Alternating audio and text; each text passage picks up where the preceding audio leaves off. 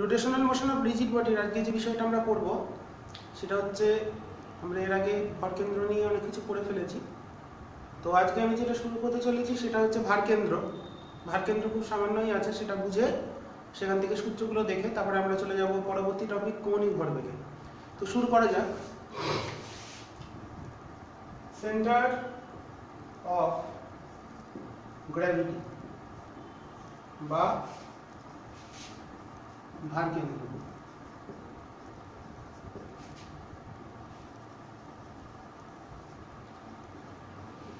Centre of gravity বা ভারকেন্দ্র মানে কোন একটা বস্তুর উপর যে পৃথিবীর আকর্ষণ বল, তো কোন একটা দৃঢ় বস্তুতে অসংখ্য ক্ষুদ্র ক্ষুদ্র ভরের সমষ্টি।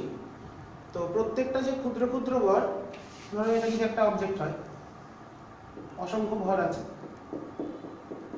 তো প্রত্যেকটা ভরকে বললাম ধরো এটা m1, এটা m2, বেশি দেখাচ্ছে না এটা m3। তো m1 কে পৃথিবী আকর্ষণ করছে m1g বল দিয়ে, m2 কে আকর্ষণ করছে m2g বল দিয়ে, m3 কে করছে m3g বল দিয়ে। তো প্রত্যেকটা ক্ষুদ্র ক্ষুদ্র ভরকে পৃথিবী আকর্ষণ করছে।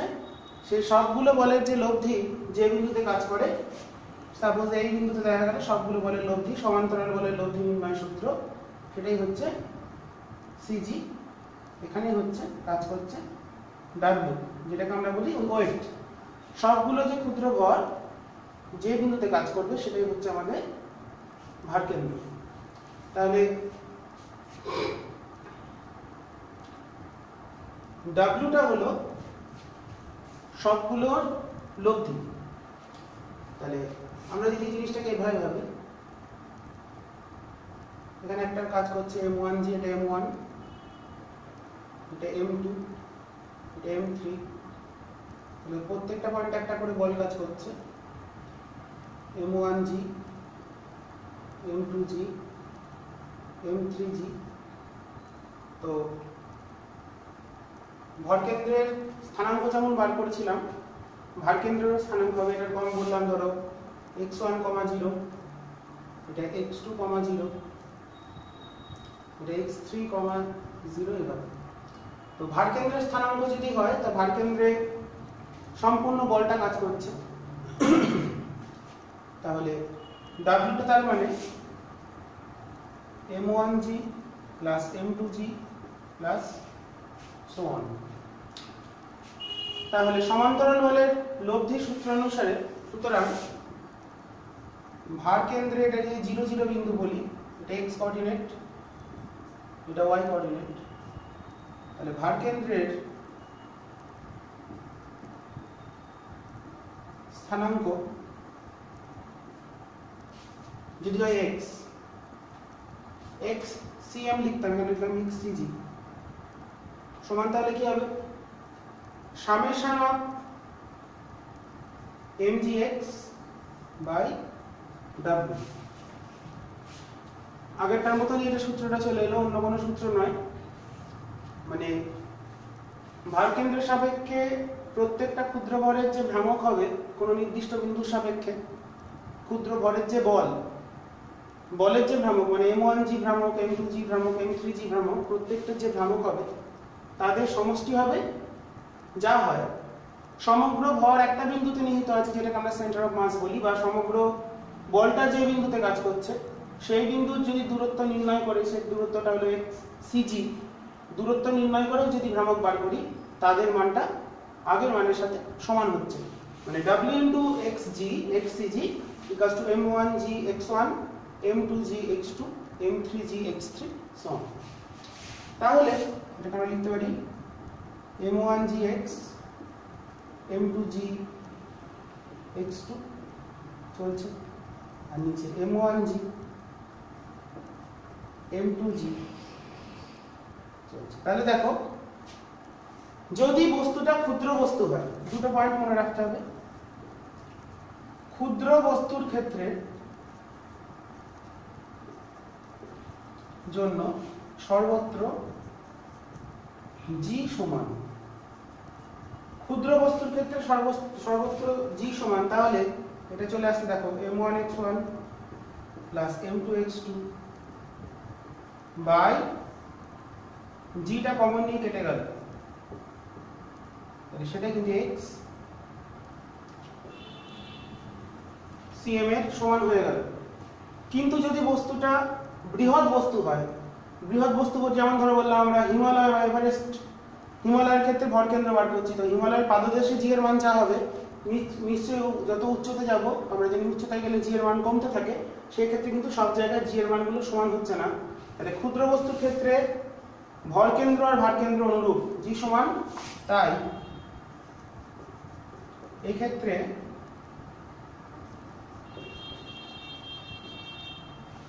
ভরকেন্দ্র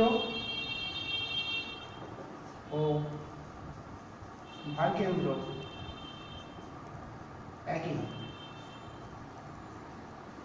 একই জায়গায় থাকবে ভরকেন্দ্র ভারকেন্দ্র। যদি বৃহৎ বস্তু হয়, বৃহৎ বস্তুর ক্ষেত্রে জি এর মান সর্বত্র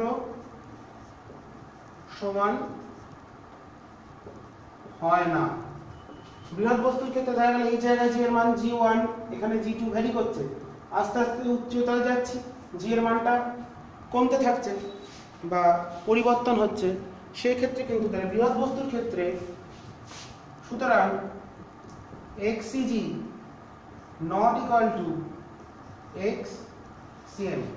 তাহলে ক্ষুদ্র বস্তুর ক্ষেত্রে ভরকেন্দ্র ভারকেন্দ্রের অবস্থান এক হলেও বৃহৎ বস্তুর ক্ষেত্রে ভরকেন্দ্র এবং ভারকেন্দ্রের অবস্থান এক হবে না। তাহলে ভারকেন্দ্র বার করতে গেলে সামেশন অফ mgx, সাধারণত জি এর মানটা তোমাদের যে অঙ্কগুলো দেবে ছোটখাটো বস্তুর ক্ষেত্রে জি নিয়ে চিন্তা করে লাভ নেই, কারণ জিটা কমন নিয়ে কেটে যাচ্ছে, সেই ক্ষেত্রে সেন্টার অফ মাস বার করাও যা, সেন্টার অফ গ্র্যাভিটি বা ভারকেন্দ্র বার করাও তাই। তাহলে আমরা ব্যাপারটা বুঝে গেলাম, ক্ষুদ্র বস্তুর ক্ষেত্রে ভারকেন্দ্র যেখানে থাকবে ভরকেন্দ্র সেখানেই থাকবে।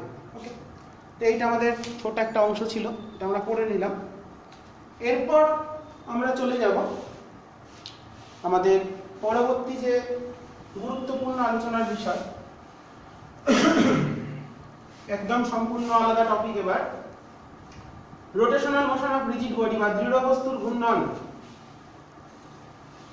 এতক্ষণ আমরা ভরকেন্দ্র ভারকেন্দ্র নিয়ে আলোচনা করলাম, এবার চলে আসছি নেক্সট অ্যাঙ্গুলার মোমেন্টাম।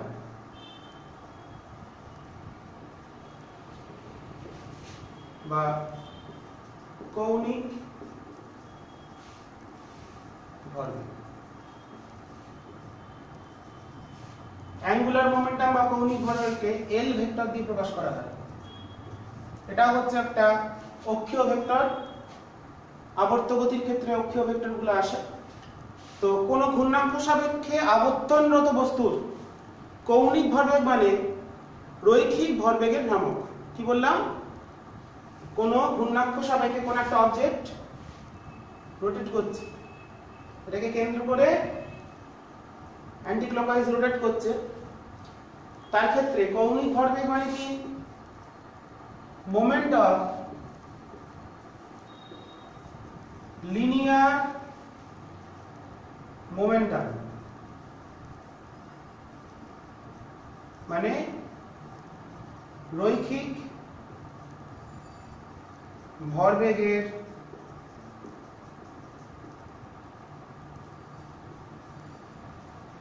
ভ্রামক। এটা আমরা কি করে ক্যালকুলেট করি সেটা আমরা একটুখানি দেখে নেব। তো প্রত্যেকটা ক্ষেত্রে আমরা যদি এখান থেকে ভাবি, তাহলে ওটাকে হিসেবটা দেখে নিই, তাহলে এই ছবিটা দিয়ে একটা জায়গায় আসবো। ওই ছবিটা আপাতত মুছে দিচ্ছি। তো দৃঢ় বস্তু যখন ঘোরে তার মোমেন্ট অফ লিনিয়ার মোমেন্টাম বা রৈখিক ভরবেগের ভ্রামক, এটা আমরা কি করে ক্যালকুলেট করি সেটা আমরা দেখবো। ধরো এটা একটা অক্ষ, কোন একটা কণা ঘুরছে, তো এই মুহূর্তে দিকে ঘুরছে, অ্যান্টি ক্লকওয়াইজ ঘুরছে, পজিটিভ রোটেশন। তো কোন মুহূর্তে এখানে তার m ভরের কণা, তার ভরবেগটা হলো mv, রৈখিক ভরবেগ, ডিনোটেড বাই p। এবার কোন নির্দিষ্ট কোঅর্ডিনেট সিস্টেম যদি আমরা ধরে নিই, বললাম ধর এটা x, এটা y, এটা z, তার মানে কণাটা ঘুরছে xy তলে ঘুরছে, xy তলে অবস্থান করছে। তো মূল বিন্দু সাপেক্ষে তার অবস্থান ভেক্টর বললাম যে অবস্থান ভেক্টরটা সেটা কোন মুহূর্তে p বিন্দুর এখানে যে পয়েন্ট আছে, তো সাপোজ এটা p বিন্দু m ভরটা, তার অবস্থান ভেক্টরটা হলো r1, সেটা p এর সঙ্গে থিটা কোণ করছে। ওকে, তাহলে ভ্রামক মানে আমরা শিখেছি লম্ব দূরত্ব দিয়ে গুণ। তাহলে এটা যদি লম্ব দূরত্ব বার করতে হয়, এটাকে আমরা বাড়িয়ে দিলাম, দিয়ে এখান থেকে লম্ব টেনে নিলাম, তাহলে এটা হচ্ছে লম্ব দূরত্ব। লম্ব দূরত্ব কোনটা হলো? এইটা হলো লম্ব দূরত্ব। এবার এটা যদি থিটা হয় তাহলে এটাও থিটা। এবার এটা যদি r1 হয়, এটা যদি r1 হয়, আর এটাকে যদি বলি আমরা r, এটাকে যদি r বলি, তাহলে দেখো আমরা লিখতে পারি r বাই r1 সমান sin থিটা। তাহলে r সমান চলে আসছে r sin থিটা। এটাকে একটা কাজ করি, এটাকে বলি r, এটাকে বলি r1, তাহলে ব্যাপারটা তোমাদের মনে থাকবে, নাহলে সূত্রটা r1 দিয়ে চলে আসবে। তাহলে r1 বাই r সমান হচ্ছে sin থিটা। তাহলে r1 সমান চলে এলো, লম্ব দূরত্বটা চলে এলো r sin থিটা। তাহলে p বিন্দুর অবস্থান ভেক্টর হলো r, অবস্থান ভেক্টরটা রৈখিক ভরবেগের সঙ্গে থিটা কোণে আছে। তাহলে রৈখিক ভরবেগের সঙ্গে রৈখিক ভরবেগের ভ্রামক বার করব, তাহলে লম্ব দূরত্ব দরকার মূল বিন্দু সাপেক্ষে, এটা মূল বিন্দু। তাহলে লম্ব দূরত্ব হলো, তাহলে এটা হলো লম্ব দূরত্ব। সুতরাং কৌণিক ভরবেগ মানে কি বলেছি? রৈখিক ভরবেগের ভ্রামক। তাহলে ভ্রামক মানে লম্ব দূরত্ব দিয়ে গুণ করা, তার মানে m v ইনটু r1, তাহলে m v r sin theta. তো দেখো এবার কর্নারটা ঘুরছে হচ্ছে অ্যান্টি ক্লকওয়াইজ, তাহলে কোন দিকে? r থেকে m v এর দিকে। তাহলে এটাকে আমরা লিখতে পারি, তাহলে l ভেক্টর ফর্মে লিখলে লিখছি r ভেক্টর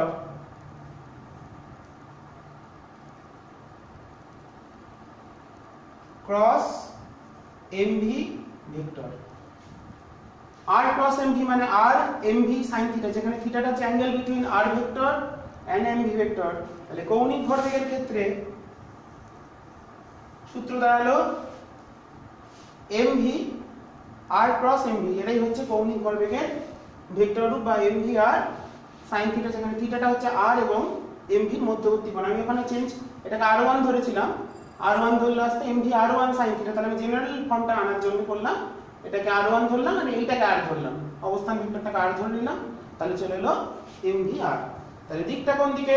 তাহলে r ক্রস mv, তাহলে r থেকে mv, তাহলে কৌণিক ভরবেগের দিক উপরের দিকে। তাহলে সিমিলারলি, তাহলে যখন একটা কণা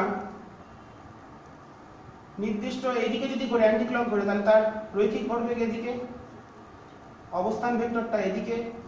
তাহলে r ক্রস p করলে পজিটিভ রোটেশনের ক্ষেত্রে এলটা উপরের দিকে। আগের মতনই কৌণিক ফ্রেমে যা যা শিখেছি, তাহলে r ক্রস mv হচ্ছে আমাদের উপরের দিক।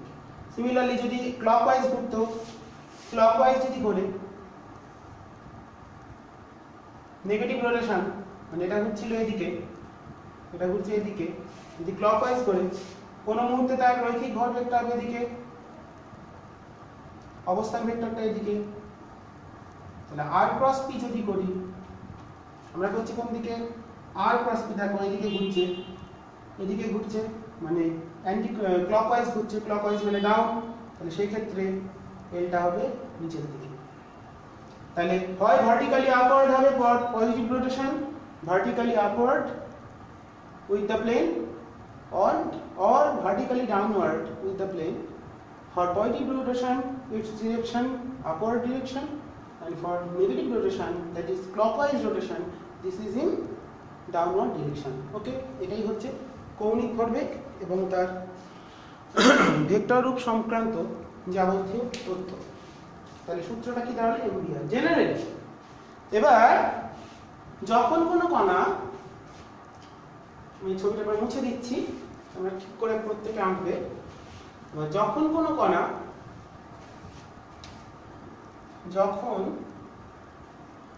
কোনো কণা বৃত্তপথে ঘোরে, সার্কুলার পাথে ঘোরে,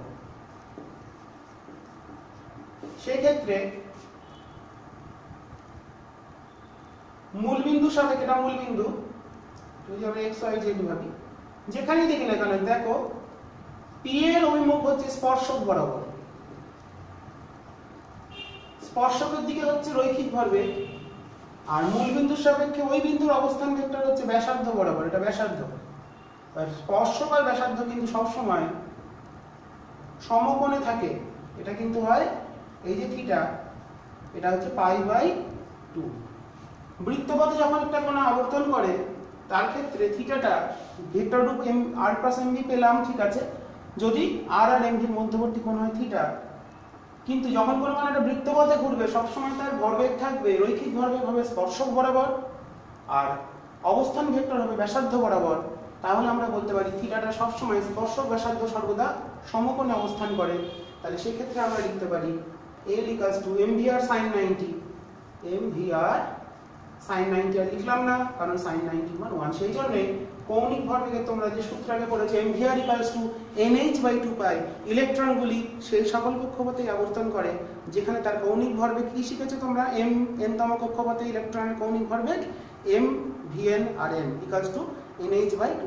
তোমরা পড়েছো বোর্ডের কোয়ান্টাম তত্ত্ব, যেটা বলে কোয়ান্টাম শর্ত বা কোয়ান্টাইজেশন কন্ডিশন, কোয়ান্টাইজড কৌণিক ভরবেগটা mvr = nh কাট বা nh/2π। সেই জন্য সেখানে কিন্তু কোনো sin থিটা ছিল না, কারণ সেখানে বৃত্তপথে ঘুরছিল, তাই থিটার মানটা। তাহলে যদি কোণ থাকে, যদি কোণ দেওয়া থাকে, কোণ থাকতেই পারে, না থাকার কোনো কারণ নেই। কোন বিন্দুটার সাপেক্ষে বার করছি সেটা আমরা দেখব। যেমন ধরো একটা एग्जांपल আসে r+mv, কোথায় আমরা কাজে লাগাবো সেটাও আমরা একটু দেখে নিই। ধরো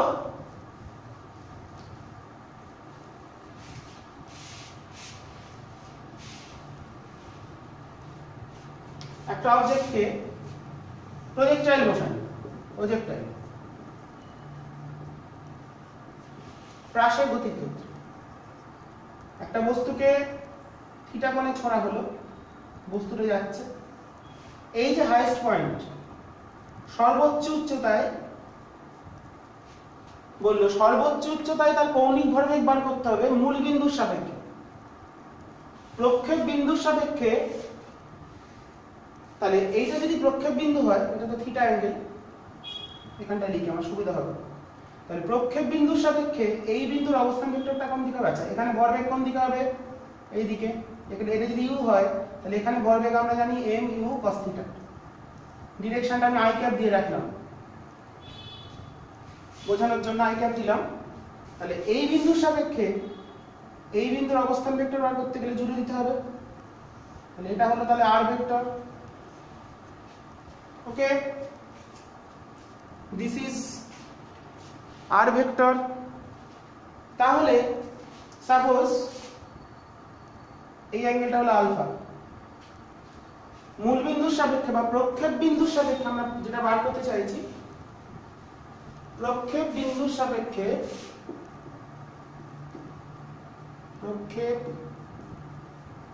বিন্দুর সাপেক্ষে সর্বোচ্চ অবস্থানে কৌণিক ভরবেগ, এটা কত সেটা আমরা ক্যালকুলেট করতে চাইছি। তাহলে আমাদের সূত্র কি L = mvr sin θ, where থিটাটা কি ভরবেগ এবং r এর মধ্যবর্তী কোণ, এই কোণটা হচ্ছে থিটা এখানে, কিন্তু আমরা এখানে সেটা আলফা ধরেছি। তাহলে দেখো আমাদের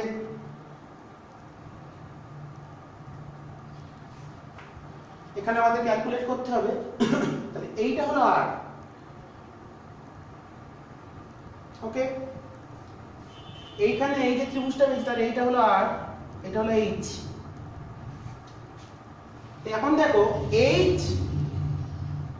h/r যদি করি তাহলে এটা হবে আমাদের এই ছবি অনুসারে হবে আলফা, যেহেতু এখানে আমরা ধরেছি এমভি, এমভি মানে ভরবেগ, এমভি এমইউ cos থিটা যেটা, আর অবস্থান ভেক্টর আর এদের মধ্যবর্তী কোণ হচ্ছে আলফা ধরেছি, তার ভরবেগটা হলো এটা P vector, this is P vector. Okay, এবার যদি আমরা h বাই r ক্যালকুলেট করি তাহলে আসছে দেখো sin আলফা, তাহলে h ইকুয়ালস টু কিন্তু r sin আলফা। তার মানে ভরবেগটা কত বেরিয়েছে mu cos theta into r sin alpha মানে বেরোলো h। তাহলে অ্যাকচুয়ালি আমাদের মূল বিন্দুর সাপেক্ষে বা প্রক্ষেপ বিন্দুর সাপেক্ষে তার কৌণিক ভরবেগ বেরোলো mu cos থিটা মানে সর্বোচ্চ অবস্থানে তার ভরবেগ ইনটু ম্যাক্সিমাম হাইট h। তাহলে mu cos থিটা কেন r sin আলফাটা আমরা পেয়ে গেছি কত h, h মানে কত u square sin square theta by twice g। এটাই আমাদের তাহলে চলে এলো m u cube sin square theta cos theta by g। এটা বেরোলো সর্বোচ্চ অবস্থানে মূল বিন্দু সাপেক্ষে বা প্রক্ষেপ বিন্দুর সাপেক্ষে বস্তুটির কৌণিক ভরবেগের মান। ওকে, এটা খুব একটা ইম্পর্টেন্ট সূত্র, সেটা তোমাদের আমি দেখিয়ে দিলাম কি করে আসছে। তোমরা আশা করি প্রত্যেকে ভালো করে জিনিসটা বুঝে নিয়ে পড়ার চেষ্টা করবে। ওকে, তো এই হচ্ছে আমাদের কৌণিক ভরবেগ আমরা পেলাম এবং তার একটা এক্সাম্পলও পেলাম। এরপর আমরা চলে যাব আমাদের পরবর্তী যে বিষয়, তো কৌণিক ভরবেগকে আর কিভাবে আমরা লিখতে পারি। তো কোন একটা কণার আর কিভাবে এক্সপ্রেশনটা আনা যেতে পারে। জেনারেলি তাহলে আমরা এল পেয়েছি কি অ্যাঙ্গুলার মোমেন্টাম, অবস্থান ভেক্টর ক্রস এমভি। তো কোন কণার ত্রিমাত্রিক নির্দেশ তলে আর ভেক্টরকে আমরা লিখতে পারি কত xi cap plus yj cap plus z k cap. Similarly m টা কনস্ট্যান্ট হিসেবে ধরলে v টাকে লিখতে পারি, v এরও তিনটি উপাংশ থাকতে পারে, vxi cap plus vyj cap plus vz k cap. আমাদের অঙ্কের জন্য দেয়, তার জন্য আমি সূত্রটা কি দিচ্ছি, ক্রস প্রোডাক্টটা আরেকবার দেখে নিই। তাহলে r ক্রস m যদি ক্যালকুলেট করি তাহলে i ক্রস প্রোডাক্টের নিয়ম k x y z vx vy vz। তাহলে m যেটা বেরিয়ে গেল i cap into y vz, ক্রসটা দেখিয়ে দিচ্ছি z vy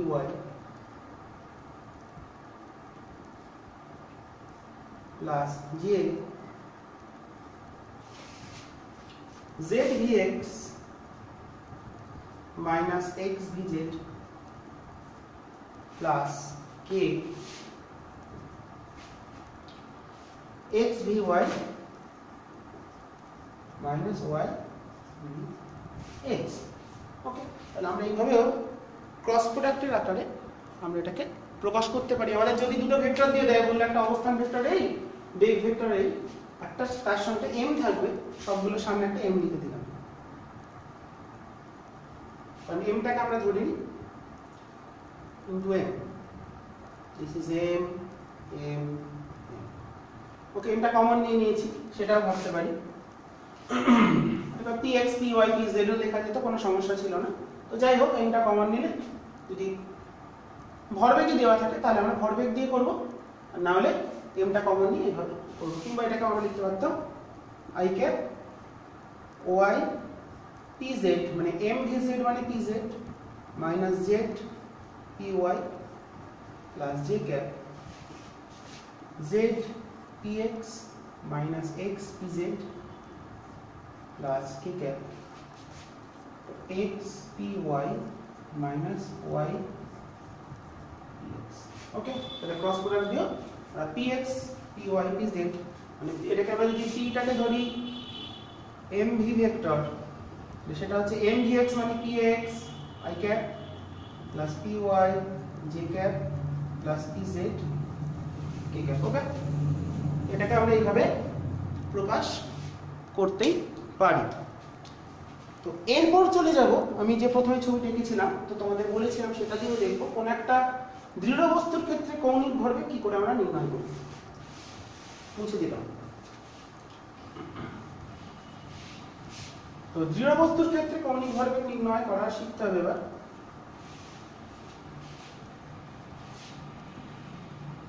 তো কোন একটা দৃঢ় বস্তু অসংখ্য ক্ষুদ্র ক্ষুদ্র ভরের সমষ্টি m1 m2 m3 m4 mn, small n সংখ্যক ক্ষুদ্র ক্ষুদ্র ভর নিয়ে আছে। তো এইটা নির্দিষ্ট অক্ষ সাপেক্ষে সমকৌণিক বেগে আবর্তনশীল দৃঢ় বস্তু উইথ কনস্ট্যান্ট অ্যাঙ্গুলার স্পিড, এটা কোনো একটা নির্দিষ্ট বেগে এইভাবে ঘুরছে, পাখা যেমন ঘুরে আমরা জানি একই ওমেগা নিয়ে ঘুরে। তো মূলবিন্দু সাপেক্ষে বা এই অক্ষ সাপেক্ষে m1 এর দূরত্ব ধরলাম x1 বা r1 ধরি জেনারেলি ভাবে, m2 এর অবস্থান ভেক্টর হলো r2, m3 এর হলো r3, m4 এর হলো r4 and finally mn লাস্টেরটা হলো অবস্থান ভেক্টর এগুলো rn। ওকে, ছবিটা আশা করি স্পষ্টভাবেই দেখা যাচ্ছে। তো এবারে আমার প্রশ্ন, যেটা আমরা জানি, তাহলে এর ক্ষেত্রে প্রত্যেকটা বস্তুরে যেহেতু দৃঢ় বস্তুরে যেহেতু সমকৌণিক বেগে ঘুরছে, তাহলে এখানে প্রত্যেকটা যে ক্ষুদ্র ক্ষুদ্র ভর ধরেছি তাদের প্রত্যেকেরই কৌণিক ভরবেগ ওমেগা। তো এবার দেখো মজার বিষয়, আমরা একটা সূত্র শিখেছি v সমান ওমেগা r। এবার প্রত্যেকটা ক্ষুদ্র ভরের ক্ষেত্রে ওমেগাটা কনস্ট্যান্ট, একই ওমেগা নিয়ে বস্তুটা ঘুরছে, একটা বস্তু ঘুরছে মানে প্রত্যেকটা ছোট ছোট ভর, তাহলে প্রত্যেকের কি v সমান হবে? উত্তর হলো না, হবে না। কারণ v এর মান নির্ভর করছে r এর উপর, r গুলো আলাদা। তাহলে এর ক্ষেত্রে বেগটা হবে যদি বলি v1, তাহলে প্রথমটার বেগ যদি বলি v1, দ্বিতীয়টার বেগ v2, তৃতীয় v3, তারপরটা v4, এভাবে লিখলাম না, অস্পষ্ট লাগছে। তো প্রত্যেকের ক্ষেত্রে তাহলে v1 হবে ওমেগা r1, v2 হবে omega r2 and so on, আমি লিখলাম না। সুতরাং ঘূর্ণাক্ষ সাপেক্ষে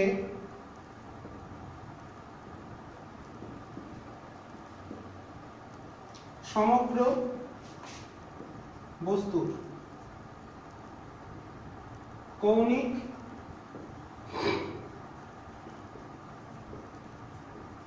ভরবেগ, মানে প্রত্যেকটা কৌণিক ভরবেগ বার করে যোগ করে দেবো, যেহেতু তারা একই দিকে ঘুরছে, একটা সিস্টেম ঘুরছে মানে সবাইকার কৌণিক ভরবেগ হয় আপ হবে না ডাউন হবে। m1 এদিকে যাচ্ছে, m2 এদিকে যাচ্ছে, এইদিকে ঘুরছে মানে আমার থাম যেটা বুড়ো আঙুলের দিক হলো l এর দিক, এদিকে ঘুরছে, তাহলে কৌণিক ভরবেগের দিক। তাহলে প্রথমটা হচ্ছে mvr, প্রত্যেকটা নির্দিষ্ট ব্যাসার্ধে ঘুরছে, এই ঘুরছে r1 ব্যাসার্ধে, এই ঘুরছে r2 ব্যাসার্ধে, এই r3 r4 rn। ওকে, তাহলে প্রত্যেকের ক্ষেত্রে mvr, তাহলে m1 v1 r1, m2 v2 r2, m3 v3 r3, এভাবে চলতে থাকবে যতগুলো বস্তু আছে ডট ডট ডট। ওকে, তাহলে এবার v মানে ওমেগা, তো v এর যদি ওমেগাটা বসিয়ে দিই, তাহলে ওমেগা দেখো সবগুলোতে কোথা আছে, তাহলে কনস্ট্যান্ট, ওমেগা কমন এলো, m1 আগে একটা r1 ছিল ওমেগা, r1 থেকে r1 square, m2 r2 square, m3 r3 square, চলতে থাকে।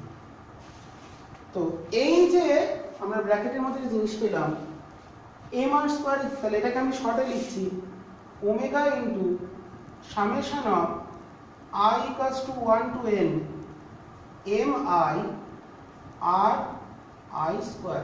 মানে এটা কি বোঝানো হলো, ব্র্যাকেটের জিনিসটা যেটা বোঝাচ্ছে সেটা হচ্ছে summation of M I R I square. I এর মানটা কত থেকে কত? 1 থেকে n, মানে 1 2 3 4 5 6 কত হতে n।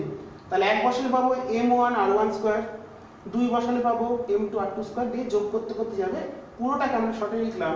এই যে summation of m r square পেলাম, তাহলে ঘূর্ণাক্ষ সাপেক্ষে বস্তুগুলির ভর এবং ব্যাসার্ধের বর্গের বা অবস্থান ভেক্টরের বর্গের গুণফলের যে সমষ্টি, ঘূর্ণাক্ষ সাপেক্ষে বস্তুগুলির ভর এবং তাদের দূরত্বের লম্ব দূরত্বের বর্গের গুণফলের সমষ্টিকে বলা হয় জড়তা ভ্রামক বা মোমেন্ট অফ ইনার্শিয়া।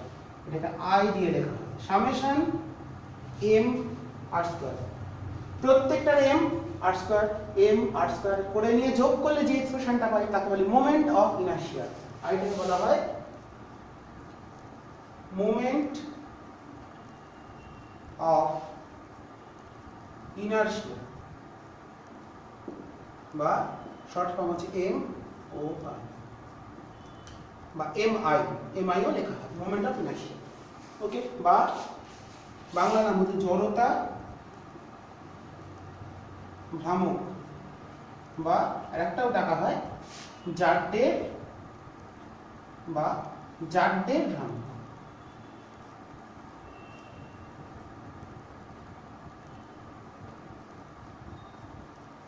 আশা করি বুঝতে পারেন, অসুবিধা হলো না। তাহলে আই কোনটাকে বলা হচ্ছে summation of M R square. তাহলে আমরা এখানে যে সূত্রটা পেলাম সেটা পেয়ে গেলাম কি, কৌণিক ভরবেগের একটা সূত্র পেয়েছি এম ভি আর, আর একটা সূত্র পেয়ে গেলাম এল ইকুয়ালস টু আই ওমেগা। আইটা হচ্ছে স্কেলার রাশি,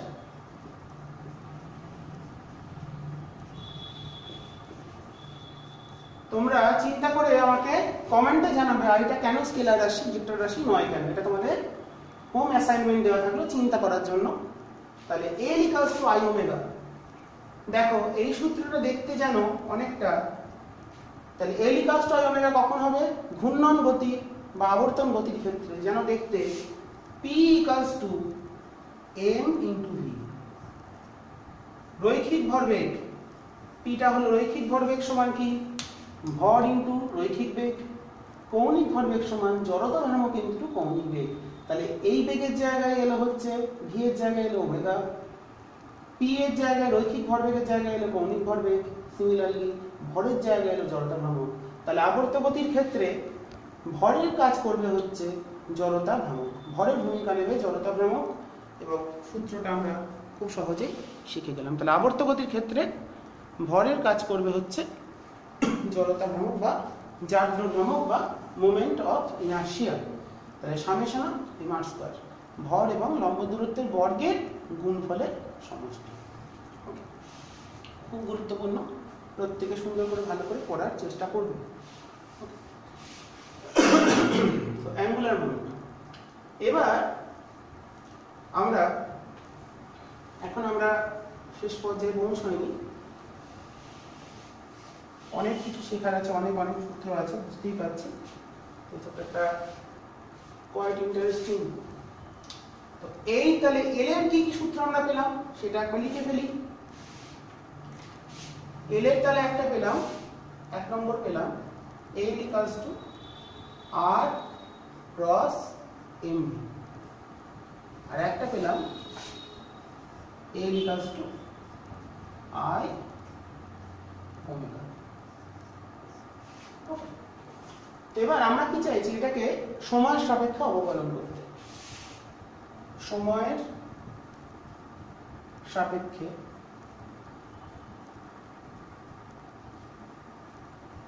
অবকলন করে দুটোকেই করব, দেখি কি আসে।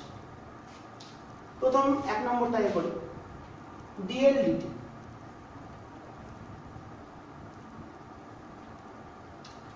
তাহলে এটা আসছে কত, আর ক্রস, আরটা যেহেতু কনস্ট্যান্ট, আরটা কনস্ট্যান্ট হয়ে গেল, কনস্ট্যান্টের ডেরিভেটিভ হয় না বা শূন্য হয় ডেরিভেটিভ করলে। তো তোমরা ইউভি মেথড শিখেছো হয়তো, প্রথমটা স্থির দ্বিতীয়টা ডেরিভেটিভ, দ্বিতীয়টা স্থির প্রথমটা ডেরিভেটিভ, সেটা জানো।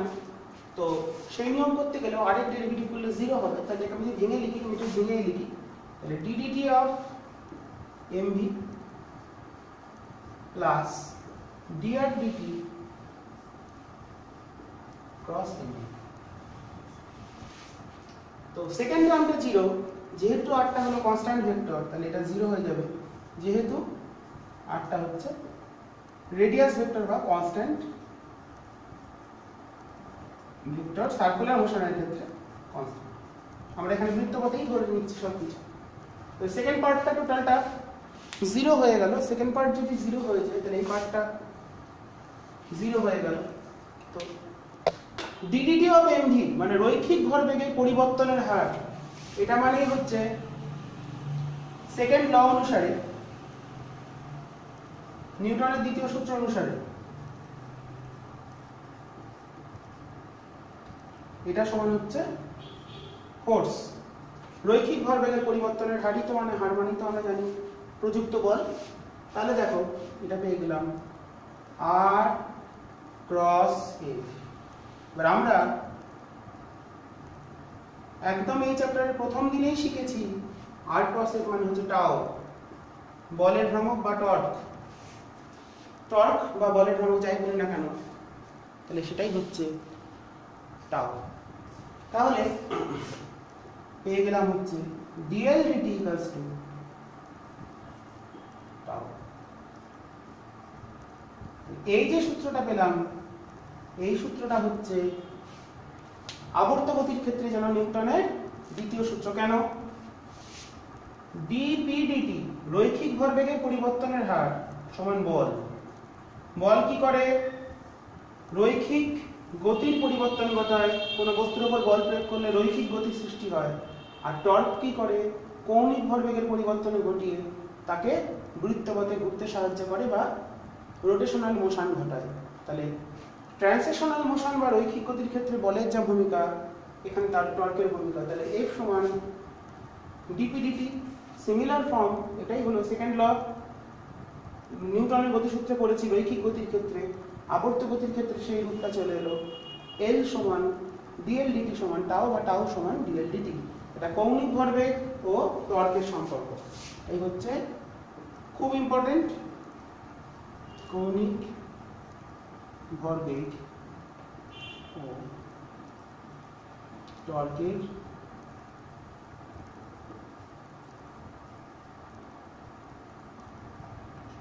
খুব ইম্পর্টেন্ট, এটা যেন ভালো করে বোঝা হয়।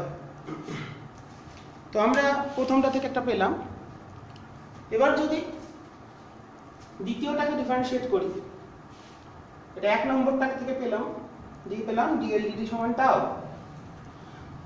এবার দ্বিতীয় পোরশনটা যদি ক্যালকুলেট করি, তো দ্বিতীয়টাও আমরা একটু ভাবে বার করতে, ডিফারেন্সিয়েট করেও হবে আর অন্যভাবেও হবে, সেটাও দেখাচ্ছি।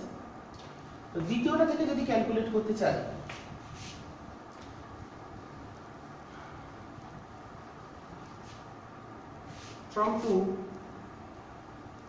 from equation 2 এটা dl dt পাচ্ছি।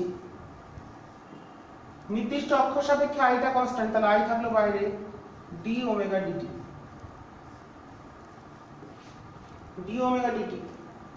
তাহলে আমরা লিখতে পারি, দেখো এবার d ওমেগা dt মানে হচ্ছে কৌণিক বেগের পরিবর্তনের হার, মানে কৌণিক ত্বরণ, মানে i আলফা, তাৎক্ষণিক কৌণিক ত্বরণ। তাহলে dl dt সমান i আলফা, একটু আগে পেয়েছি dl dt সমান পেয়েছি টাও। তাহলে এখান থেকে আমরা লিখতে পারি অতএব টাও সমান i আলফা। তাহলে টাও সমান r ক্রস f যেমন পেয়েছি, টাও সমান i আলফা যেমন যেন f equals to ma। Similar কি f equals to m into a। দেখো চিন্তা করে তাহলেই বুঝে যাবে, এটা হলো সমতুল্য সূত্র। প্রযুক্ত বল m ভরের উপর বস্তুর উপর ক্রিয়া করে a রৈখিক ত্বরণ সৃষ্টি করে, আর প্রযুক্ত টর্ক i জড়তা ভ্রামক সম্পন্ন কোনো বস্তুর উপর প্রয়োগ করে আলফা ত্বরণ, কৌণিক ত্বরণ সৃষ্টি করে। তাহলে f সমান m এর সমতুল্য সূত্র দাঁড়ালো টাও সমান i আলফা। আমরা অনেক কটা সূত্রই আস্তে আস্তে একটার সঙ্গে একটা রিলেশন থেকে পাচ্ছি। তো এই যে সূত্রটা প্রমাণ করলাম, সেটাকে আমরা যদি একটা অন্যভাবেও বার করি, দেখি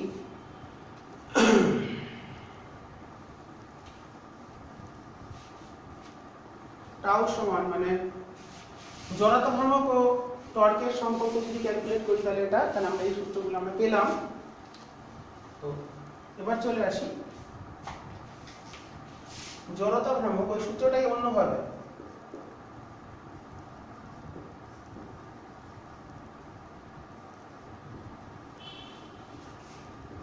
টর্কের সম্পর্ক 2 নম্বরে প্রমাণ দিলে এই প্রমাণটা যেভাবে করে দিচ্ছি সেভাবে তোমরা করবে।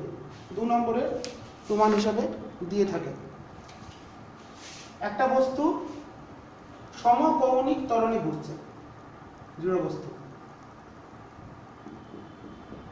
সেই আগেরটার মতন একটু আগেই করলাম, সহজ। তাহলে বস্তুটা আগে ছিল সমকৌণিক বেগ নিয়ে ঘুরছিল, এটা হচ্ছে সমকৌণিক ত্বরণে ঘূর্ণায়মান।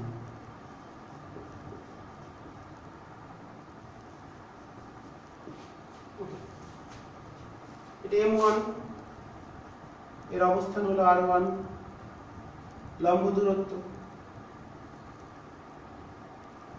এটা হলো m2, এটা হলো r2, এখানে একটা চাই ধরলাম m3, r3। বেশি দরকার নেই, তিনটেই দেখালাম। তিনটে দৃঢ় বস্তু ঘুরছে সমকৌণিক বেগ নিয়ে। তাহলে এর ক্ষেত্রে আমরা এবার ঘূর্ণাক্ষ সাপেক্ষে তো একটা সূত্র জানি, a সমান আলফা আর। একই রকম ভাবে যেহেতু বস্তুটা সমকৌণিক বেগে ঘুরছে, সিস্টেমটাই কৌণিক ত্বরণ আলফা, তাহলে প্রত্যেকটা ক্ষুদ্র ভরের কৌণিক ত্বরণ আলফা। কিন্তু এখানে যেহেতু ব্যাসার্ধগুলো পরিবর্তনশীল, তাহলে ব্যাসার্ধর পরিবর্তনের জন্য এগুলো কিন্তু প্রত্যেকের সমান হবে না। তো সুতরাং ঘূর্ণাক্ষ সাপেক্ষে সমগ্র বস্তুর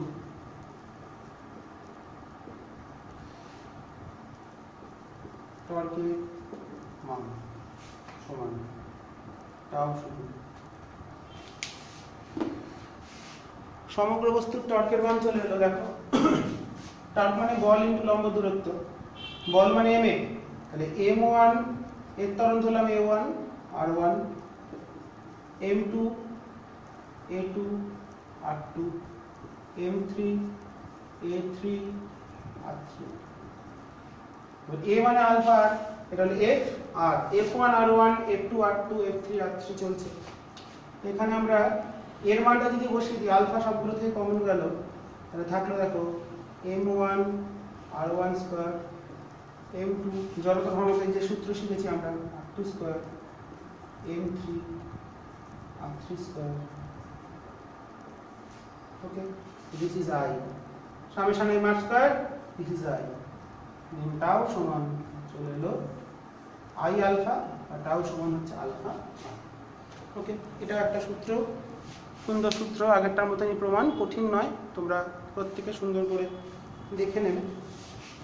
তো আমরা পেয়ে গেলাম কৌণিক ভরবেগ টর্কের সম্পর্ক এবং অন্যান্য সূত্রগুলো শিখে নিলাম। তো এরপর আমরা চলে যাব কৌণিক ভরবেগ সংরক্ষণ, খুব গুরুত্বপূর্ণ এবং ইম্পর্টেন্ট প্রমাণ। আমরা চলে যাব কৌণিক ভরবেগ সংরক্ষণ সূত্র।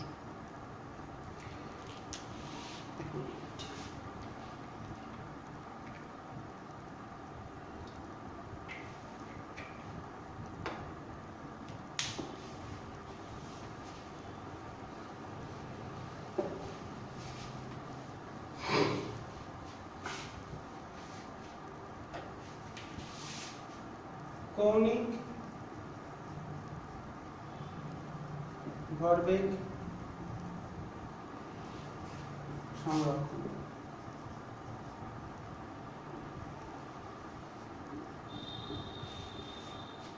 কৌণিক ভরবেগ সংরক্ষণ কি রৈখিক ভরবেগ সংরক্ষণের মতন কি শিখেছিলাম? কোনো বস্তুর উপর যদি বাহ্যিক বল প্রযুক্ত না হয়, তাহলে কোনো বস্তু সংহতি বা সিস্টেম অফ পার্টিকেলের ক্ষেত্রে সংঘাতের আগে এবং পরে রৈখিক ভরবেগ একই থাকে, এটা পড়েছিলাম। তো এটা কি, এটা যেহেতু আবর্তনশীল, তাহলে ঘূর্ণাক্ষ সাপেক্ষে স্টেটমেন্টটা, এই স্টেটমেন্ট বা সূত্র ঘূর্ণাক্ষ সাপেক্ষে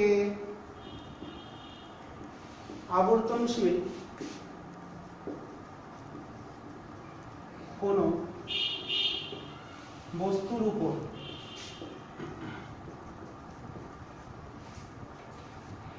বাহ্যিক টর্ক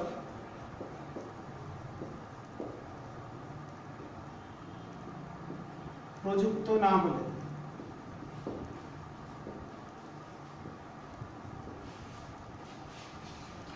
না হলে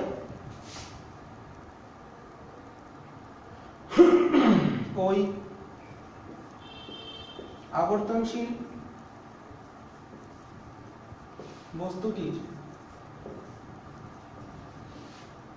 কৌণিক ভরবেগ সংরক্ষিত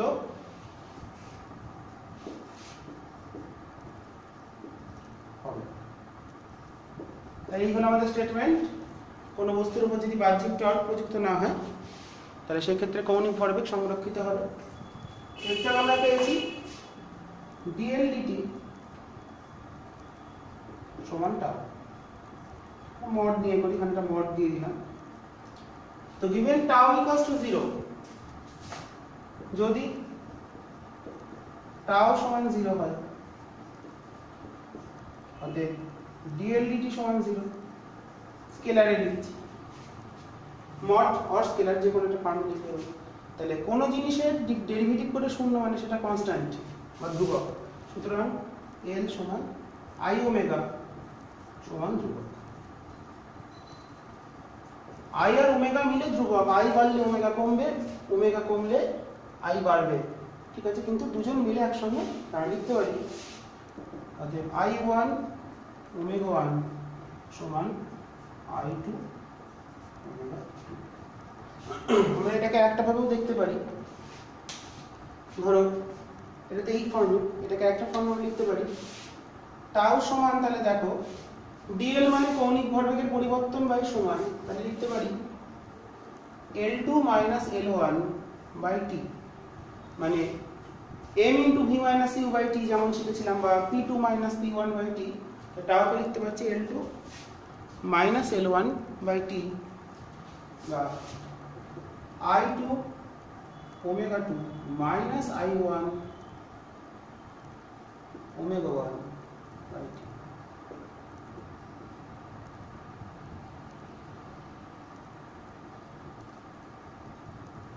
তাহলে টাউ যদি 0 হয়, টাউ 0 হলে i1 omega 1 টাউ কোটা 0 মানে i2 omega 2 সমান। এটা একটা ভাবে আমি তোমাদের দেখিয়ে দিলাম কৌণিক ভরবেগ সংরক্ষণ সূত্র। এটা প্রচুর জায়গায় আমরা দেখি, যখন ধরো ব্যালে ডান্সিং, যেহেতু ব্যালে ডান্সিং এর সময় যখন যারা ডান্সার তারা থামার জন্য হাতটাকে প্রসারিত করে, যদি আমরা হাতটাকে প্রসারিত করি তাহলে এই যে আমাদের অক্ষ তার থেকে ভরগুলো দূরে চলে যাচ্ছে। অক্ষ থেকে এটাকে যদি ঘূর্ণাক্ষ বলি, ব্যালে ডান্সিং নিশ্চয়ই সবাই ফলো করেছো বা দেখেছো, সেখানে থামার জন্য হাতটাকে প্রসারিত করে, আর যখন হাতটা সংকুচিত থাকে তখন জোরে ঘোরে।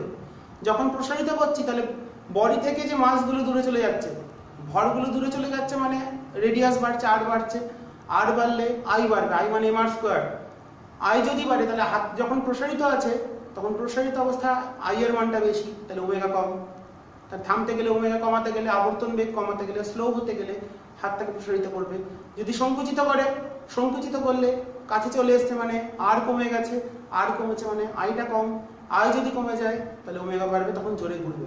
এরকম অসংখ্য প্রবলেম আমাদের উদাহরণ হয়। যেমন ধরো যেগুলো ড্রাইভিং ইভেন্ট হয়, দেখবে জলের অনেক ওপর থেকে সেই জলের মধ্যে ঝাঁপ দেয়, তো প্রথমে ঝাঁপ দেওয়ার সময় তারা নিজেকে গুটিয়ে নেয়, গুটিয়ে নিলে খুব জোরে রোল করে।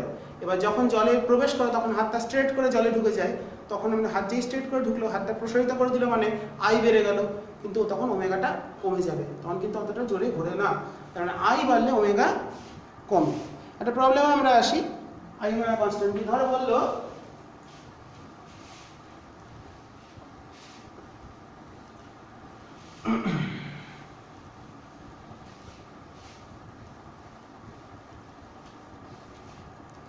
একটা রিং ঘুরছে,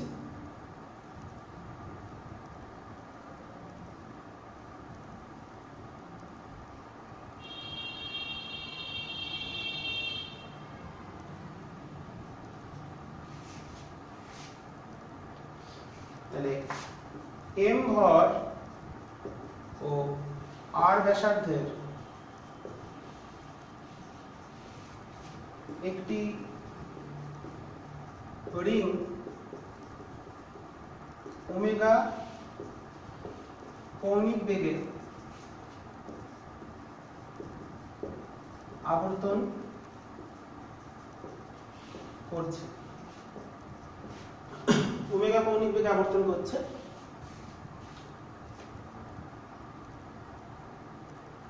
রিং এর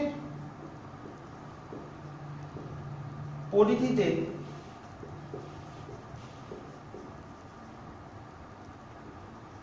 তিনটি স্মল m ভরের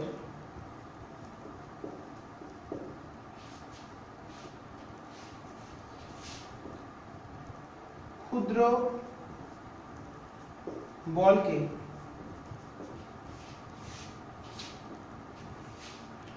বসিয়ে দিলে আবর্তন বেগ কত হবে?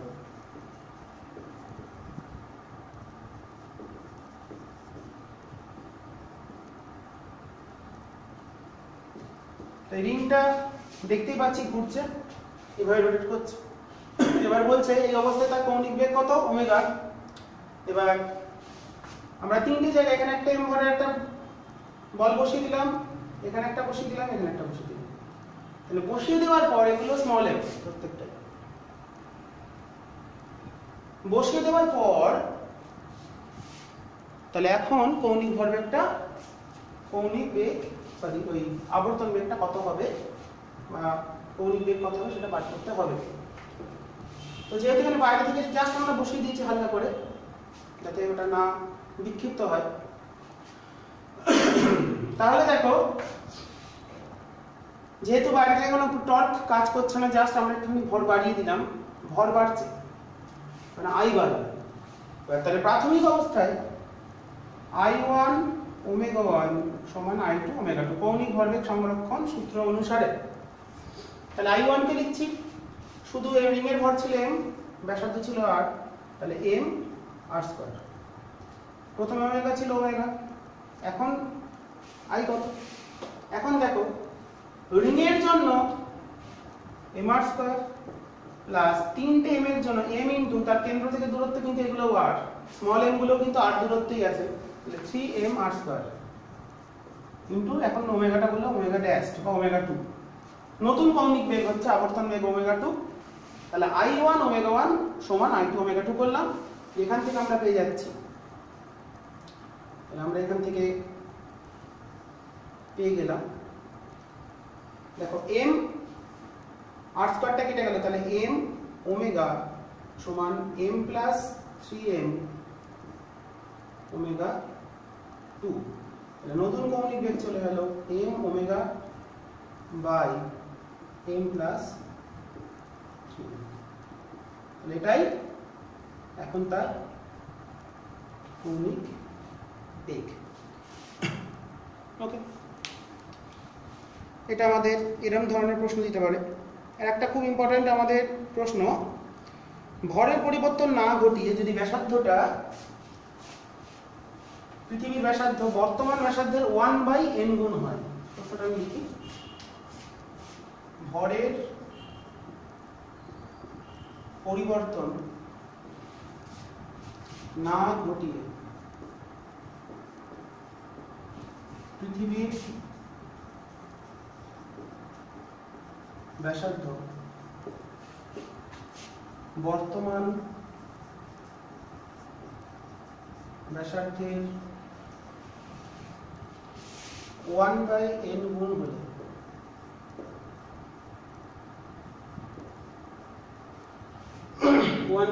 হলে তাহলে নতুন দিনের সময়কাল কত হবে?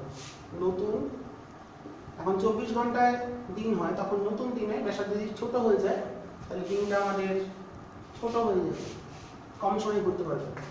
নতুন দিনের সময়কাল কত হবে? খুব ইম্পর্টেন্ট প্রশ্ন, ওকে, এটা ভালো করে বুঝবে। তো আমাদের যেহেতু এখানে বাইরে থেকে কোনো টর্ক কাজ করছে না, শুধুমাত্র ব্যাসার্ধটাকে আমরা কল্পনা করছি, এটা অবাস্তব হলেও কল্পনা করছি।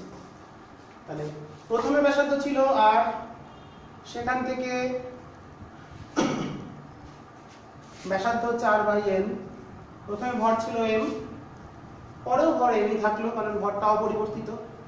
আগে কৌণিক বেগ ছিল ওমেগা, পরে হলো ওমেগা ড্যাশ বা ওমেগা ড্যাশ। আগের দিনের দৈর্ঘ্য ছিল t, এখন হলো t ড্যাশ। ওকে, আমরা একটা সূত্র জানি, t সমান 2π/ω। এটা আমরা কাজে লাগাবো, যেটা আমরা পর্যায়কাল আর কৌণিক বেগের সম্পর্ক সার্কুলার মোশন বা বৃত্তীয় গতিতে পেয়েছি। তো এখন I1 ω1 সমান I2 রাইট, এটা আমরা জানি। এবার পৃথিবী যেহেতু নিরেট গোলক, পৃথিবীটাকে হচ্ছে নিরেট গোলক, এই যে ঘূর্ণাঙ্ক তার সাপেক্ষে এর জড়তা ভ্রামক, এই সূত্রগুলো আমাদের খেয়াল রাখতে হবে। 2/5 m²।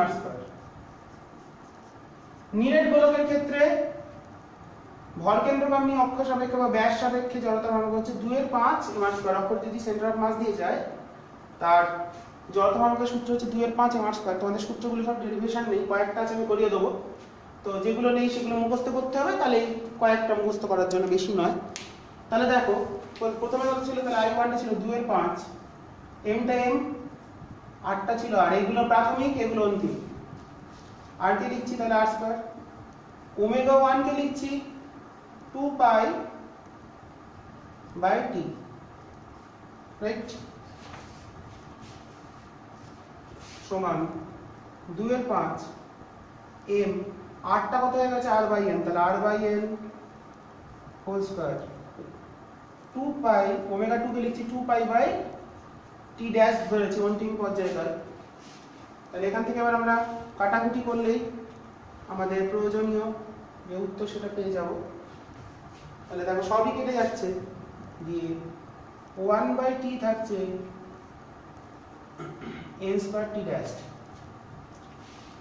তাহলে t ড্যাশ চলে এলো, নতুন দিনের দৈর্ঘ্য হলো t/n² বা 24/n² ঘন্টা। যদি ব্যাসার্ধ অর্ধেক হয় তাহলে 6 ঘন্টা হবে, কারণ n এর মানটা তখন 2। যদি ব্যাসার্ধ 1/3 হয় তাহলে 24/9। এখান থেকে আমরা বুঝতে পারবো এটা ছোট সূত্র হিসাবে অঙ্ক মনে রাখতে পারি। এটা খুব একটা ইম্পর্টেন্ট প্রবলেম।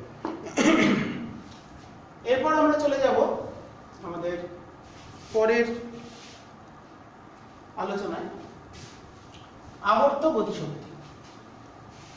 যখন একটা বস্তু কোণা ঘুরে এক জায়গায় ঘুরতে পারে, ঘুরিয়ে ঘুরিয়ে গড়িয়ে যেতে পারে, তো প্রভাবগুলো আমাদের শিখতে হবে।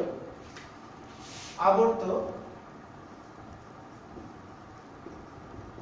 গতিশক্তি, রোটেশনাল কাইনেটিক এনার্জি। রৈখিক গতিশক্তি আমরা জানি ER, রোটেশনাল কাইনেটিক এনার্জিটা ক্যালকুলেট করতে হবে আবর্ত গতিশক্তি। তো কোন একটা বস্তু কোন আবার সেই ছবি, বারবার একই ছবি ওমেগা বেগে ঘুরছে, সমকৌণিক বেগে আবর্তনশীল বস্তু এইভাবে ঘুরছে। এটা m1, m2, m3, mn, আমি বেশি করব না। তাহলে এটা হলো r1। তাহলে এই ছবিটা খুবই গুরুত্বপূর্ণ, বুঝতে পারছি, বারবার আমি আঁকছি। r2, r3, rn। তাহলে আমরা জানি প্রত্যেকটার ক্ষেত্রে আমাদের যদি ওমেগা 1 হলেও v সমান ওমেগা r,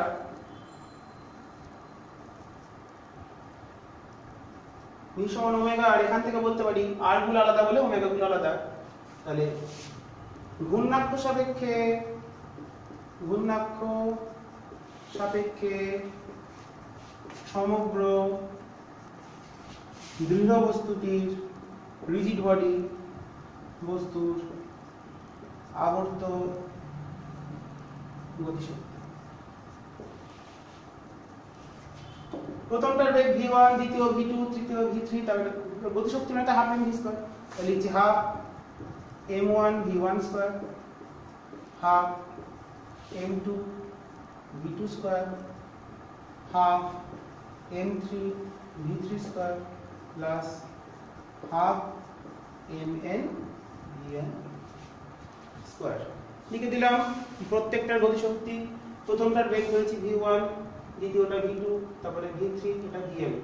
আর v মানে ওমেগা, ওমেগাটা কনস্ট্যান্ট, তাহলে হাফ কমন গেল, ওমেগা স্কয়ার কমন গেল, m1 r1 স্কয়ার। দেখো সব এক সূত্র, আলাদা নয়, একই ভাবে আমি করিয়ে দিচ্ছি তোমাদের বুঝতে সুবিধা হবে। তাহলে ব্র্যাকেটটা কি হলো? ব্র্যাকেটটা জড়তা ভ্রামক, half i omega square.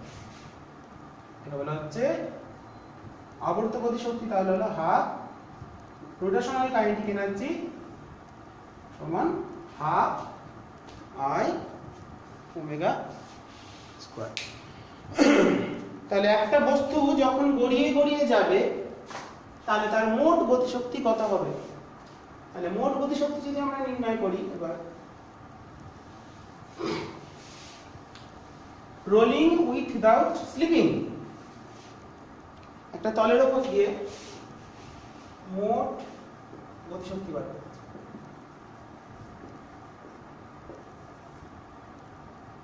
E total.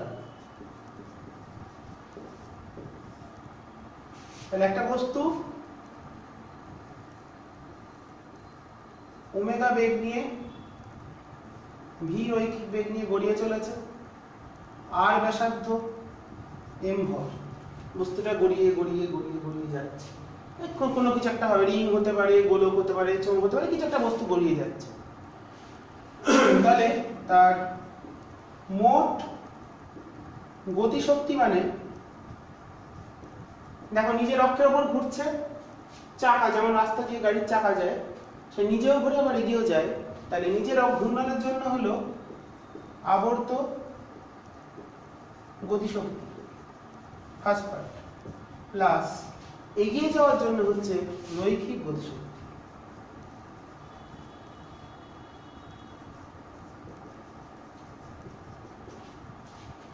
আবর্ত গতিশক্তি প্লাস হলো গিয়ে রৈখিক গতিশক্তি। তাহলে এবার যদি আমরা মোট যে গতিশক্তি সেটাকে আমরা হিসেব করি, টোটাল এনার্জি ই দিয়েই লিখি, তাহলে half i omega square plus half m ধরেছি m ভি স্কয়ার। তাহলে মোট গতিশক্তি হলো half i omega square plus half m V square. তাহলে এখান থেকে যদি আমরা হাফ m ভি স্কয়ারটা কমন নিই, তাহলে কি পাচ্ছি? 1 plus i omega square by m V square. এবার দেখো ভি সমান হচ্ছে ওমেগা আর, ভি সমান হচ্ছে ওমেগা ইন্টু আর। তাহলে এটা যদি বসিয়ে দিই, তাহলে মোট গতিশক্তির সূত্র আসছে half M V square into 1 plus I by omega. V মানে কি? ওমেগা মানে ভি বাই আর, তাহলে আই বাই এইটাই হচ্ছে মোট গতিশক্তি। খুব ইম্পর্টেন্ট সূত্র, মনে রাখবো। এই হচ্ছে মোট গতিশক্তির রাশিমালা। তাহলে মোট গতিশক্তি মানে কি? রৈখিক গতিশক্তি into half M V square মানে রৈখিক গতিশক্তি into 1 plus I by M R square. এটাকে একটা ফর্মেও আমি আনছি, এটা আমাদের শিখে নিতে হবে, এটা আমাদের খুব কাজের সূত্র, এটা ভালো করে খেয়াল করব। তো এবার চলে আসি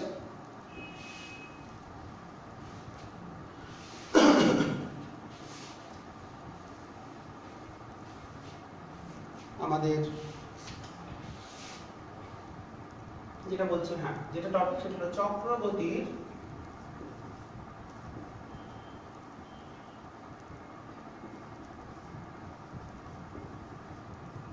ব্যাসার্ধকে কে দিয়ে প্রকাশ করা হয়? Radius of gyration, radius of gyration বা চক্রগতির ব্যাসার্ধ। এটা খুব ভালো করে বুঝবো। কোন একটা বস্তুর অসংখ্য ভর আছে,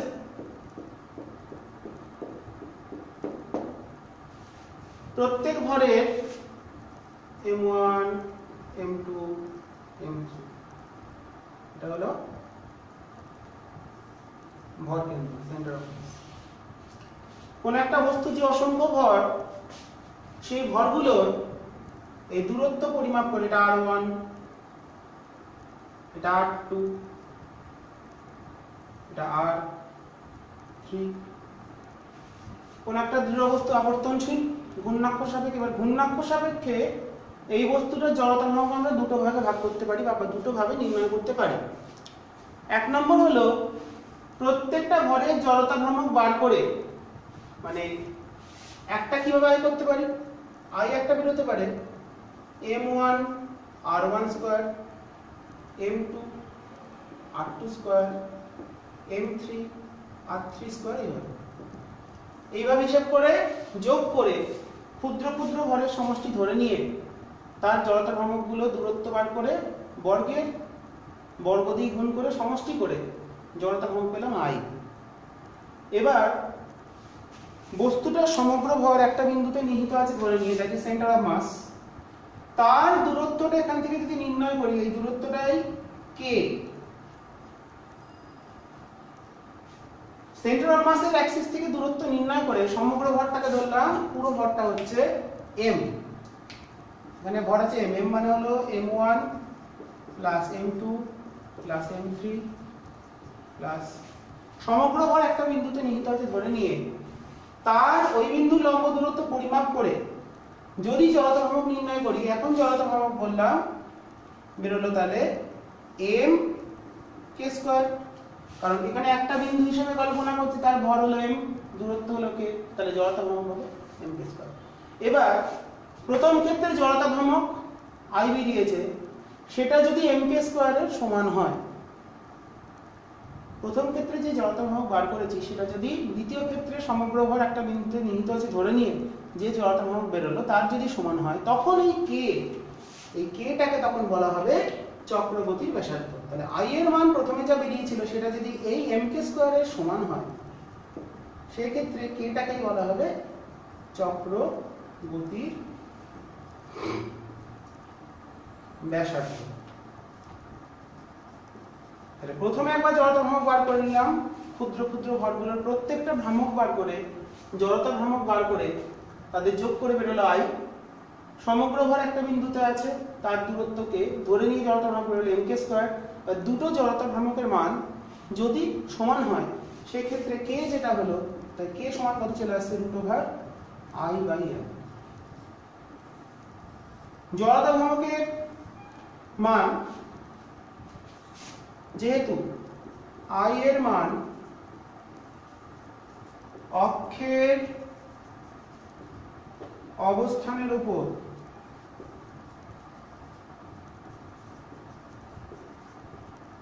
নির্ভর করে, তাই k ধ্রুবক নয়।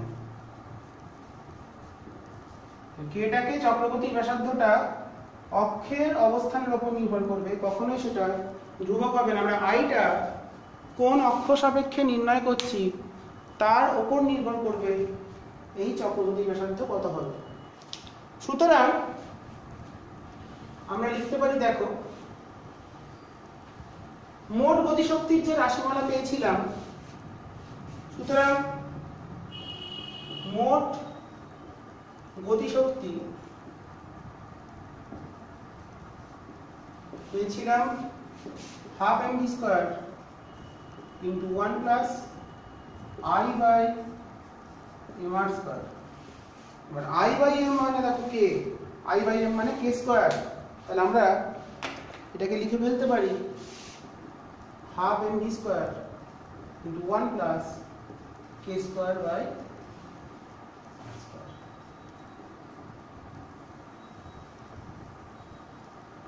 মনে রাখতে হবে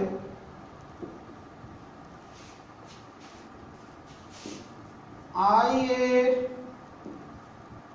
রাশিমালাতে এটা খুব ইম্পর্টেন্ট পয়েন্ট। mr স্কয়ারের যে সহগ থাকে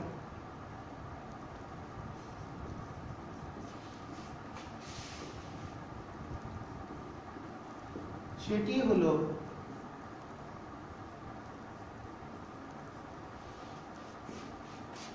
k স্কয়ার বাই r স্কয়ারের মান। যেমন আমি নিরেট গোলকের কত বলেছিলাম 2 এর 5 mr স্কয়ার। নিরেট গোলকের ক্ষেত্রে জড়তা ভাগ বলেছিলাম 2 এর 5 mr স্কয়ার, তাহলে k স্কয়ার বাই r স্কয়ারের মানটা হচ্ছে 2 এর 5। নিরেট গোলকের ক্ষেত্রে জাস্ট एग्जांपल দিয়ে রাখি।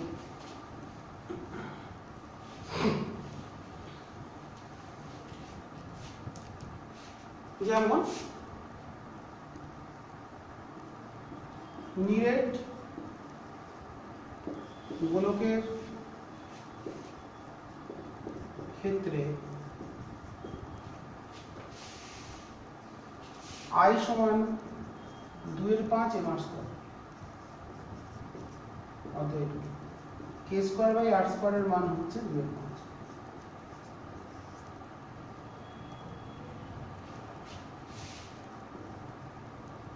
এটা কিন্তু খুব গুরুত্বপূর্ণ জায়গা, ভালো করে মাথায় রাখতে হবে।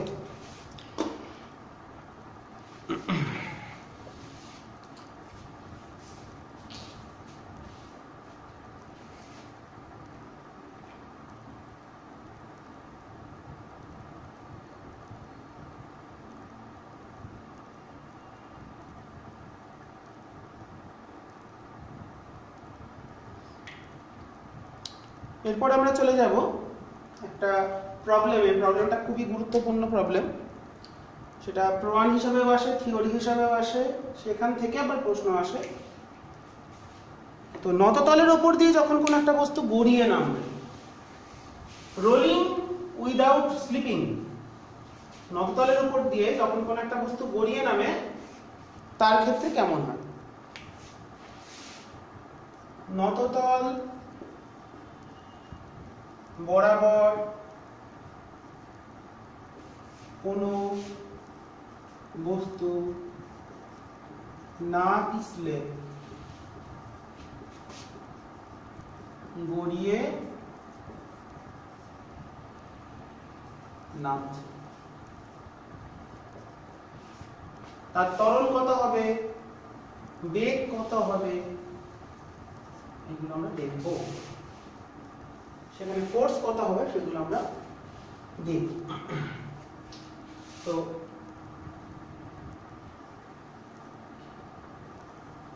নতিকোণ থিটা, একটা বস্তু h উচ্চতা নততল থেকে নামছে, এখানে স্থির ছিল, আমরা ছেড়ে দিয়েছি, গড়িয়ে গড়িয়ে নামছে, এইভাবে গড়িয়ে গড়িয়ে গড়িয়ে গড়িয়ে নামছে। যখন সে পাদদেশে পৌঁছেছে তার রৈখিক বেগ ধরলাম v, বস্তুর ব্যাসার্ধ r, ভর m। ওকে, বস্তুর ব্যাসার্ধ r, ভর হচ্ছে m। তাহলে দেখো শক্তির সংরক্ষণ অনুসারে এই পয়েন্টে তার স্থিতিশক্তি হচ্ছে mgh, আর লোয়েস্ট পয়েন্টে তার টোটাল এনার্জি হচ্ছে হাফ mv square into 1 plus I by mr square, small m ধরি, আর মোমেন্ট অফ ইনার্শিয়া হলো I এর মান বলে দেওয়া থাকবে বা তোমাদের মুখস্থ করতে হবে, তাহলে লিখতেই পারি। তাহলে কনজারভেশন অফ এনার্জি, শক্তি সংরক্ষণ থেকে লিখতে পারি অতএব mgh equals to half mv square, এখানে যা স্থিতি শক্তি এই পয়েন্টে সেটা গতি শক্তি, 1 plus I by mr square. তাহলে v স্কয়ার পেয়ে গেলাম 2gh by 1 plus I by mr square.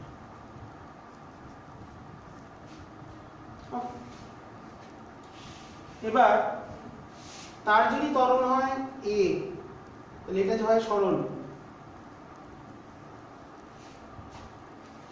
V square সমান তাহলে লিখতে পারি 2as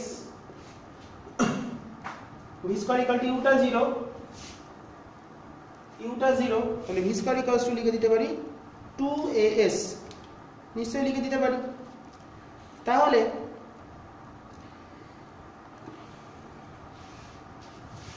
কম্পেয়ার করে দেখো 2as টা কত, h by s equals to sin theta, তাহলে s হচ্ছে h by sin theta equals to 2gh by 1 plus i by m r square, মানে সহগের মান যেটা। তাহলে কাটাকুটি করলে a চলে এলো g sin theta by 1 plus i by m r square বা k square by r square, আগেও বলেছি। তাহলে নততল বরাবর যখন একটা বস্তু না পিছলে যদি পরে স্লাইডিং মোশন হয়, তার ক্ষেত্রে জড়তা ভ্রামক থাকবে না, তাহলে g sin থিটা নততলের ত্বরণ আমরা জানি। আর যদি পিছলে না পরে গড়িয়ে নামে, তার ক্ষেত্রে g sin theta by 1 plus k square by, এটাও লিখে দিই g sin theta by 1 plus k square by r square, এটা আগেও লিখেছিলাম i by m r square মানে k square by r square. এটা খুব ইম্পর্টেন্ট টপিক। বিভিন্ন বস্তু যদি বলি নিরেট গোলক, ফাঁপা গোলক, একটা উদাহরণ দিয়ে দেখাই। যদি বলে একটা নিরেট গোলক, একই ভর আর একই ব্যাসার্ধের একটা নিরেট গোলক আর ফাঁপা গোলককে ছেড়ে দেওয়া হলো, কার ত্বরণ বেশি হবে? এই প্রবলেমটাকে একটা প্রবলেম দিয়ে এখানে সূত্র তাহলে আমরা যেটা পেলাম, বললো একই ভর ও একই ব্যাসার্ধের একটি নিরেট ও একটি ফাঁপা গোলক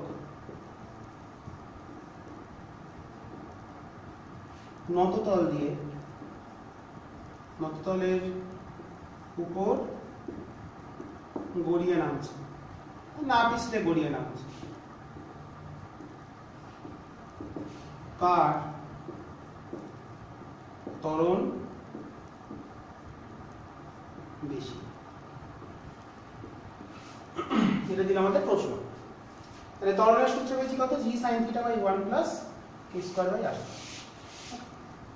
তাহলে দেখো আমরা এটাকে যদি সমাধান করি, দুটো আমরা ফর্মুলা বলবো। i নিরেট গোলকের ক্ষেত্রে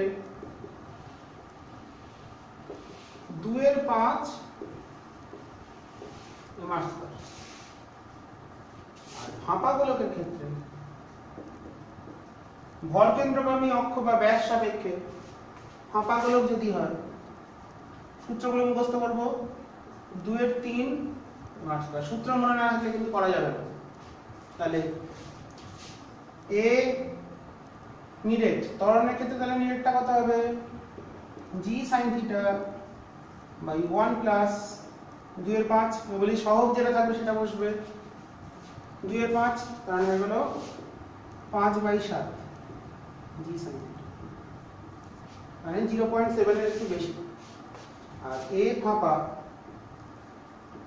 ফাঁপা গোলকের ক্ষেত্রে g sin theta by 1 plus 2/3 মানে 3/5,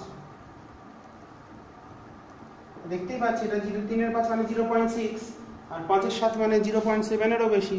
তাহলে আমরা বলতেই পারি অতএব নিরেট গোলকের ভর সমান ব্যাসার্ধ সমান, কিন্তু নিরেট গোলকের ত্বরণ বেশি হবে।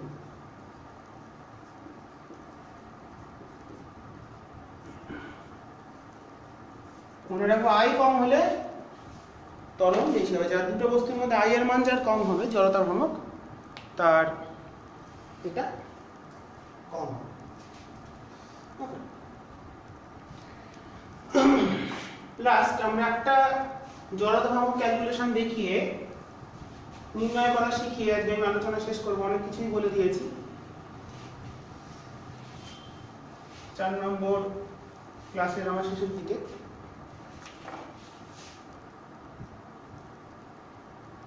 এম ভর ও আর ব্যাসার্ধের প্লেটে, বৃত্তাকার প্লেট, ব্যাসার্ধ আছে মানে বৃত্ত প্লেটে ভর কেন্দ্রগামী, প্রমাণ লাগবে না তাও শিখিয়ে দিচ্ছি, লম্ব অক্ষ সাপেক্ষে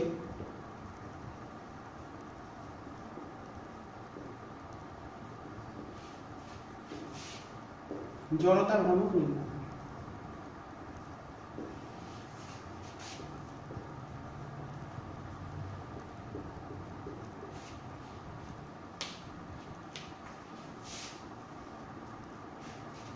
এই হচ্ছে ছবিটা গোল করে রাখি।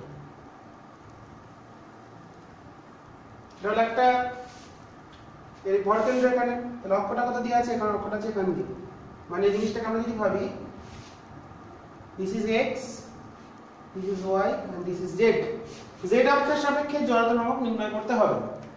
তো নির্ণয় করার জন্য কি করতে হবে, এটা ব্যাসার্ধ আর, তাহলে কেন্দ্র থেকে x দূরত্বে একটা রিং কল্পনা করব।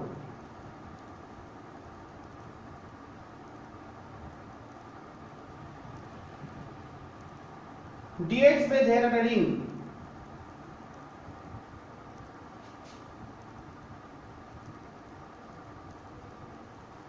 নিলাম, বেধটা হলো dx। বোঝা গেছে কি করলাম, ক্লিয়ার। যদি মার্ক করে দিই তাহলে ব্যাপারটা তোমাদের বুঝতে সুবিধা হবে। কেন্দ্র থেকে x দূরত্বে একটা dx বেধে রিং নেওয়া হলো,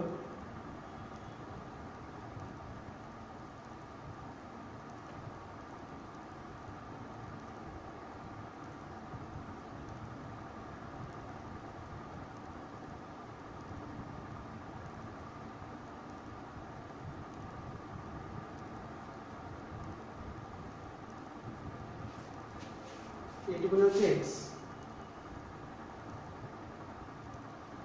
আর পুরোটা হচ্ছে r। তাহলে এই যে রিংটা নিলাম, dx বেধে রিং এর ক্ষেত্রফল কত, dx বেধে রিং এর ক্ষেত্রফল, মধ্য বৃত্তের ক্ষেত্রে দেখেছিলাম পরিধি হলো 2πx আর বেধ হলো dx, 2πx dx মানে ছিল অর্ধবৃত্তের ক্ষেত্রে πx dx। সুতরাং রিং এর ভর একই রকম, dm বললে রিং এর ভরটাকে কি বলি dm, is this visible? Okay, ring এর ভর পুরোর ভর কত m, একক ক্ষেত্রফলে কত পাই r স্কয়ার, তাহলে একক ক্ষেত্রফলে ভর এটা, তাকে ওইটুকুনি ক্ষেত্রফল দিয়ে গুণ করছি 2πx dx, এটা হলো dm এর মতো। সুতরাং ICM ভর কেন্দ্রগামী অক্ষ সাপেক্ষে জড়তা ভ্রামক, summation of m r square ছিল, এখানে যেহেতু ভরটা ছড়িয়ে আছে কন্টিনিউয়াস ডিস্ট্রিবিউশনে, ইন্টিগ্রেশন x স্কয়ার dm, ভরটা হলো mটা হলো dm, দূরত্ব x, তাই হলো x square, m r square না লিখে দিয়েছি, dm * x স্কয়ার লিখতে হতো, তাই লিখলাম এটা x স্কয়ার dm। কত দূর নিতে পারতাম, 0 থেকে r অবধি ভ্যারি করছে, তাই 0 থেকে r। তাহলে এখানে যদি মানটা বসিয়ে দিই, পাইটা কেটে গেছে, সমান m বাই,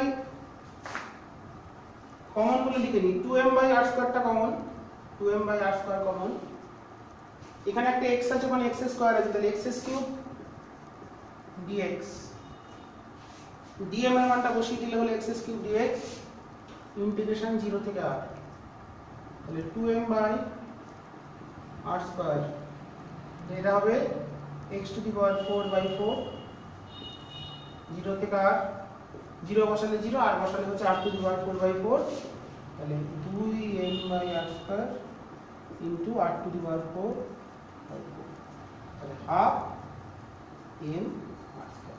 তাহলে প্লেটের ক্ষেত্রে বা বৃত্তাকার প্লেটের ক্ষেত্রে ভর কেন্দ্রগামী অক্ষ সাপেক্ষে জড়তা ভ্রামক কত চলে এলো half M R square. Muriate গোলকে ছিল 2/5 এম আর স্কয়ার, মিরেট গোলকের সূত্র যেটা, তাহলে এটা হচ্ছে হাফ এম আর স্কয়ার। তো আজকে এই পর্যন্ত আলোচনা করেই শেষ করছি।